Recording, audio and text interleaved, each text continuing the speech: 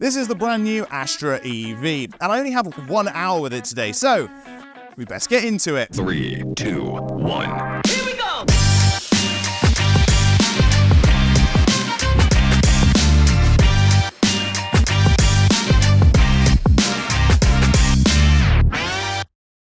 So let's show you 8 features about the car. First off, let's talk about the weight of the car. This car is only 20 kilograms heavier than its sister, the plug-in hybrid version. And let's be honest, 20 kilograms is a light lunch for me. Don't think they've done this by shaving off interior quality though. It's still just as good as the standard car. Next, let's talk about the head-up display that's on the Ultimate version. Not only does this show your nav where you are on the road, it shows the speed of the road, and a load of other information which is really useful as well. I mean, check this out. It's super informative and very useful and very responsive. And then let's talk about the seats themselves.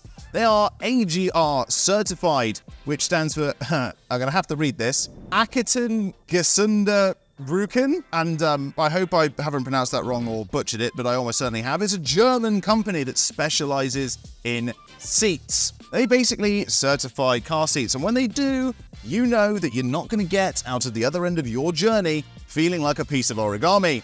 So it's gonna be comfortable. Next, let's talk about the drive modes. In a lot of cars these days, you flick between drive modes and you get like a little bit less power, maybe a little bit more power. If you're really lucky, it will sharpen up the throttle response, but not in this one. In this one, you have standard, eco, and sport. Eco will adjust the throttle response, but also reduce torque and power, enabling you to enjoy the most you can out of your range. It also does cool things like slows down the pump in the heat pump so that when you're driving along, you're not using the electricity for things you might not necessarily need. When we go over to normal, it becomes a midpoint as such. The throttle response becomes normal, the power levels become normal, the heat pump goes back to standard.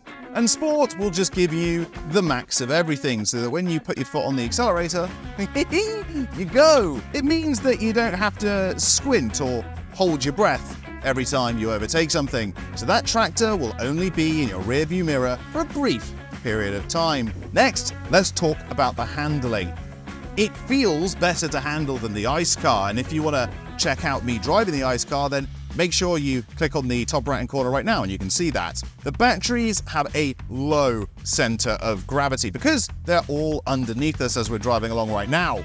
The floor doesn't also appear to have been raised up too much, so you're not sort of squatting like that as you're driving along. And because those batteries are in the car, as I said before, the handling does feel better because you've got that lower center of gravity. The tires used are Michelin as well.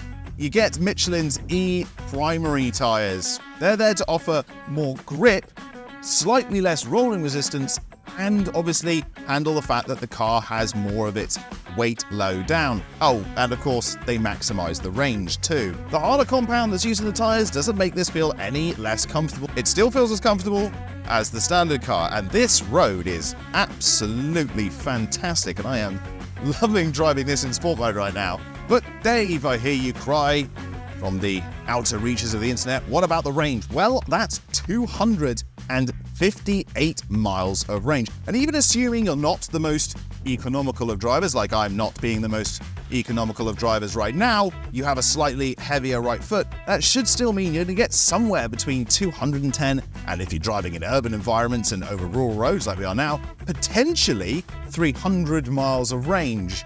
But I want to test that out. That's not something that Vauxhall have actually told me.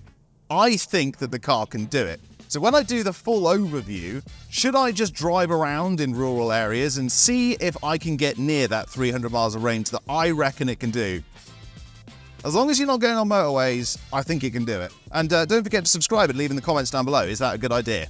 That's one for you guys. Through a 100 kilowatt hour charger, you can get from 20 to 80% in just 26 minutes. And the fact that 100 kilowatt chargers are everywhere now, it means by the time you've had a coffee and gone to the loo, you'll be up and ready to go. Finally, and I know this is on the Petrol Astra as well, you get the IntelliLux headlights on the Ultimate version. These pretty much turn nighttime into daytime, but unfortunately I've only got the car for an hour today, so I can't really show that off because it's currently 12 minutes past 12. So yeah, you're just going to have to trust me though, they are fantastic. And that's not to say that the standard LED lights on the car aren't good either. I'd be happy to have either. Well, it's time for me to, unfortunately, to go back and drop this car off, but they're going to have a detour on some of these B roads before I do. See you next time, and don't forget to subscribe. If you want to see the Petrol Astra, you can click on screen right now. If you want to have a drive, as soon as we've got a demonstrator in, just give us a ring or an email. And thank you very much for watching.